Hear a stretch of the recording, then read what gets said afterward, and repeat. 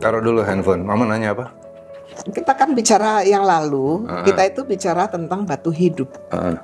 Kelihatannya konsep menurut Alkitab, karena ada panjang banget ini tentang batu ini, artinya penting tuh batu. Tapi Mama curiga, Mama khawatir ada banyak orang yang nggak ngerti. Ayo Rul, jelasin kita. Batu ya batu gitu loh ya. Iya, batu aja kok udah repot gitu. Kok repot gitu. Batu aja kok dipikirin gitu. Ya, ini sih bukan karena pinter ya, Ma, tapi karena baca-baca. Iya. Informasi itu sekarang bisa didapat di mana-mana. Batu untuk orang zaman kuno, ya. Ingat bahwa Alkitab itu ditulis sama orang zaman kuno. Jadi dengan cara berpikir mereka. Batu untuk zaman kuno itu selalu dianggap sebagai hidup. Batu itu hidup. Jadi ada batu yang hidup, ada batu yang berharga. Gitu. Batu itu dianggap hidup waktu dia masih hidup di dalam habitatnya, Mas. Habitatnya. Contohnya marmer. Oh ya. Marmer kalau dia masih ada di gunung marmer, dia batu hidup. Bisa berwarna. Ya, dia macam-macam. batu hidup.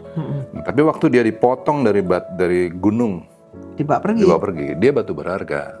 Cuma berharga aja gitu, nggak keren gitu. Tapi dia batu hidup ketika dia masih ada di habitatnya. Seperti juga makanya digambarin bahwa manusia tuh harusnya seperti karang ketika dia masih di dalam habitatnya. Tapi begitu dia dicabut dari habitat, kena apa segala macam, dia batu hidup, kokoh. Tapi waktu dia dicabut dari habitatnya di tengah laut, di antara ombak, dia dipindahin di rumah. Kita punya mah batu karang di rumah. Jadi batu karang aja. Iya, mana situ? Mana ada di belakang situ? Dia cuma batu karang aja, nggak keren gitu. Tapi kalau dia masih ada dalam habitatnya, dia jadi keren. Gitu. Itu. Nah, ada batu hidup, ada batu penjuru. Tuhan itu kok mau-maunya Tuhan itu menjadikan kita seperti dia loh. Yeah. Batu penjuru dan batu hidup seperti disamakan gitu ya. Nah, ini kan juga sesuatu yang sebetulnya mind blowing ya, keren gitu. Tapi sebetulnya sesuatu yang sangat standar banget, mah. Dari awal manusia itu dicipta segambar serupa dengan Allah. Ya. Jadi kalau dibilang kenapa ya manusia dibikin jadi setara dengan Yesus? Loh, ya karena memang dari dulunya kita dicipta segambar serupa. Nggak usah terlalu bingung gitu. Iya kan? Iya. Tapi kan karena kebandelan, kemudian karena perlawanan, dan yang paling penting apa mah di situ? Keakuan. Oh iya. Keakuan ini yang bikin manusia kepisah dari habitatnya. Nah, tadi balik lagi nih, batu hidup dulu. Manusia itu batu hidup ketika dia masih hidup dalam habitatnya. Apa habitat manusia? Hidup di dalam Tuhan. Iya, untuk kepentingan Tuhan. Untuk kepentingan Tuhan.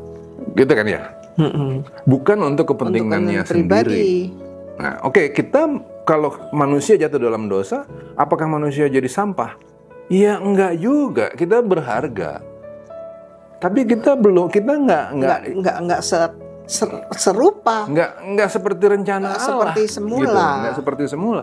Jadi kita berharga, oke, iya makanya kita dilindungin. Mau kita salah kek, mau kita jelek kek, Tuhan nggak bedain. Dia kasih matahari, dia untuk kasih orang hujan. yang baik dan orang yang jahat. Iya kan? Kan matahari dan hujan itu bukan cuma untuk orang-orang yang baik. Nah, kita berharga. Kenapa begitu? Karena kita berharga. Mau salah pun kita berharga, ya nggak? Tapi ketika kita mau kembali ke dalam hidup kita yang seharusnya, habitat kita menjadi batu hidup. Kapan kita berhenti dari orang jahat dan kembali kepada habitat? Ketika kita tidak hidup untuk kepentingan sendiri, keakuan, kepentingan sendiri, segala sesuatu tentang aku. Nah, jadi kalau kita diminta untuk menjadi batu hidup, sebenarnya kita cuma lagi dikembaliin ke habitat kita. Ketika kita kembali ke habitat kita memang dicipta segambar serupa. Iya. Nah, jadi kita sesuai dengan kodrat kita, memang kita menjadi seperti Kristus kan? Gitu aja kan? Makanya jadi disetarakan ya. Setara. Yang mau batu penjuru Iya. maupun batu hidup Iya. disetarakan. Ada jadi batu penjuru, artinya kan Yesus menjadi fondasi Ya, dari cara hidup orang benar. betul. Fondasi yang seperti apa? Bahwa dia tidak hidup untuk Untuk keakuannya. keakuannya, dia nggak hidup untuk diri kepentingan pribadinya. Ih, Dia hidup untuk kita. ya udah. Jadi kalau kita menjadi batu hidup, kita setara dengan Yesus, ya jangan hidup untuk keakuan. Iya, ya, Iya kan? ya jelas. Nah, jadi konsep batu hidup itu sesuatu yang menarik banget gitu loh. Keren gitu. Oh, kita tuh dikembaliin kepada kodrat. Oh, memang harusnya begitu, gitu ya. Nah, apalagi man, batu hidup itu? Batu, tadi kita menyinggung dikit, adalah sesuatu yang kokoh. Nggak berubah oleh apapun, oleh situasi, oleh apapun juga. Jadi mau terjang ombak kayak, mau ditiup angin badai, mau bagaimana, batu diem aja. Li. Batu loh, batu ya diem aja kan, ya kan? Yang berani-berani nabrak ya, Habis ya salah dia. sendiri. Iya. Mau kapal gede kan nabrak batu situ. Iya, betul. Kapalnya yang Ya, karang. kapalnya yang Kalah kan? kalah. Kapalnya yang kalah. Nah, itu loh. Jadi kita tuh diharap menjadi seperti batu hidup. Kita hidup bukan untuk keakuan. Di tengah terjangan badai bagaimanapun, kita tetap kokoh, kita fokus. Kepada Tuhan. Itu. Apapun yang kau lakukan, lakukanlah untuk kemuliaan. Seperti untuk Tuhan, untuk kemuliaan. Kemuliaan nama Tuhan. Ya, kalau Paulus juga ekstrim kan dia. Makananku, itu Tuhan Yesus. Kalau Paulus kan dia bilangnya apa? Hidup adalah Kristus. Mati adalah keuntungan. keuntungan. Baik engkau makan atau engkau minum atau melakukan segala sesuatu, lakukanlah untuk kemuliaan Tuhan. Batu kan itu? Iya. Batu hidup nggak itu? Iya. Kan mengagumkan gitu loh. Itu kualitas-kualitas cara berpikir dan cara hidup yang mengagumkan, yang sekarang harus dikembaliin lagi ke arah situ gitu. Sekarang banyak lunturnya ya. Nah, mudah-mudahan dengerin acara kita ini jadi nggak luntur kan? Kembali Iya. seperti semula. Iya. Karena ciptaan semula adalah manusia serupa dan segambar dengan Kristus. Iya. Gitu. Nah sekarang kan yang kita juga mungkin harus dalemin karena mungkin ditanya kan, cara hidup yang seperti apa sih yang Batu yang bagus, batu hidup itu seperti batu apa hidup cara itu seperti hidupnya, apa. ya kan? Nah, kan waktu itu kita kayaknya udah nyinggung deh, kan ada tulisannya kan, milikilah cara hidup yang baik, ya kan? Di tengah-tengah bangsa-bangsa bukan Yahudi, supaya kita nih jadi saksi, kita nih jadi batu hidup tadi. Kita nunjukin gimana sih harusnya kualitas hidup orang benar gitu kan. Nah, seperti apa? Firman Tuhan bilang pertama-tama, mereka adalah orang-orang yang tunduk pada aturan, pada pemerintahan. Gitu, bukan orang-orang yang liar gitu. Waktu mereka ada di dalam pergaulan, mereka tunduk pada peraturan di situ. Kebiasaan, norma-norma yang ada di situ. Iya. Dia nggak bisa bilang, oh tapi bagaimana? Kalau kita ada di dalam situ, ya kita ikut di peraturan yang di situ. Iya kan? Tunduk pada aturan yang ada di situ. Kalau kita nggak setuju, ya mungkin boleh-boleh aja kita nggak setuju. Tapi kita pemimpin nggak sih? Usahainlah kita jadi pemimpin di situ supaya kita bisa bikin aturan-aturan yang baik. Dan abis itu kita juga jadi contoh ngejalanin aturan-aturan yang baik. Banyak orang yang cuman teriak-teriak begini begitu nggak setuju ini dan itu, tapi dia sendiri juga nggak ngasih contoh yang bagus, ya kan? Iya. Nah itu satu. Kedua, istri-istri. Nah, Mama kemarin udah bilang kan berlomba-lomba dalam memberi hormat, berlomba dalam memberikan perhatian, berlomba dalam mengasihi. Oke, coba satu-satu kita bedah nih. Istri harus gimana, suami harus gimana kan? Firman Tuhan bilang kan, istri-istri yang tunduk pada suami mereka. Istri-istri yang tunduklah kepada suami. Yang cantik karena kesalehan. ya kan? Cantik Di muka boleh, ya kan? Dirawat mukanya, rambutnya, kukunya, semua dirawat. Tapi hatinya terutama. Tapi cantik karena kesalehan. Jadi luar dalam cantik. Iya dong. Maka yang model seperti itu, dia akan merubah suaminya yang liar, yang nggak taat kepada Tuhan. Ada kata penting pada situ. Merubah suaminya. Iya. Ada kata penting ini sini. Tanpa perkataan. Ngeri loh. Itu ngeri loh. Iya. Jadi nggak pakai ngomong, nggak pakai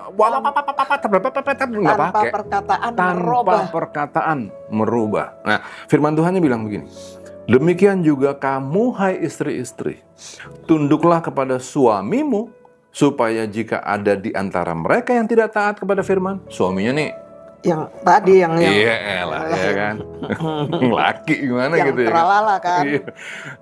Tidak taat kepada firman, mereka juga tanpa perkataan dimenangkan oleh istri, kelakuan istrinya, istri, jika mereka melihat betapa murni dan salehnya hidup istrinya.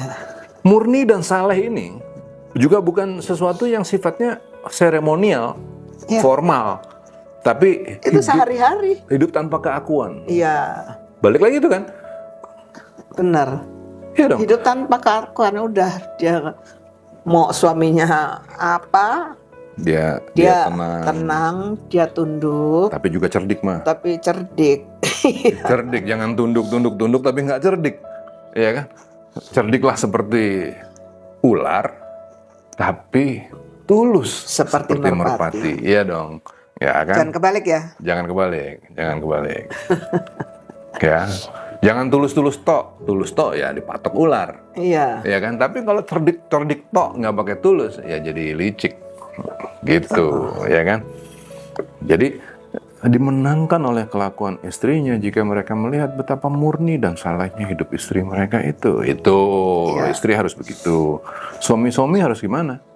Nah, suami-suami saya ngomong. Suami-suami bijaksana, melindungi istri, melindungi anak, mengayomi istri, keluarga. Demikian juga kamu, hai suami-suami, hiduplah bijaksana dengan istrimu sebagai kaum yang lebih lemah. Hormatilah mereka sebagai teman pewaris dari kasih karunia, yaitu kehidupan, supaya doamu tidak terhalang. Kan, gitu kan? Iya. Nah, kemudian tadi udah istri, suami. Sekarang kepada saudara dan kepada sesama. Mau anak-anak, sesama, saudara, teman, om, tante, mertua mah. Oh, mertua juga. Dan akhirnya hendaklah kamu semua seia sekata, seperasaan, mengasihi saudara-saudara, penyayang dan rendah hati. Dan janganlah membalas kejahatan dengan kejahatan, atau caci maki dengan caci maki. Tetapi sebaliknya, hendaklah kamu memberkati, karena untuk itulah kamu dipanggil, yaitu untuk memperoleh berkat. Jadi kalau gitu batu hidup ini Mama ngerangkumnya gimana? Batu hidup itu yang dimaksud adalah supaya kita kokoh seperti batu. Batu itu penting. Di mana-mana zaman dulu juga batu menjadi penting. Semua itu nabi-nabi, orang-orang penting di Alkitab selalu menjadikan batu itu monumen. Jadi monumen hidup. Monumen. Jadilah kita monumen juga. Monumen yang masih tetap tinggal dalam habitat kita. Kemudian nyata kelihatan sama orang bahwa hidup kita berubah. Iya. Menjadi contoh buat banyak orang. Untuk banyak orang. Yang tunduk pada aturan. Betul. Kemudian istri yang cantik karena kesalehan merubah. Dan tunduk kepada suami. Tapi merubah suaminya tanpa perkataan. Suami-suami bijaksana mengayomi. Jadi istri-istri nggak perlu ribut ya, nggak perlu what. Ya, kadang-kadang perlu, tapi itu tadi ya cerdik lah. Iya. Tepat pada waktunya.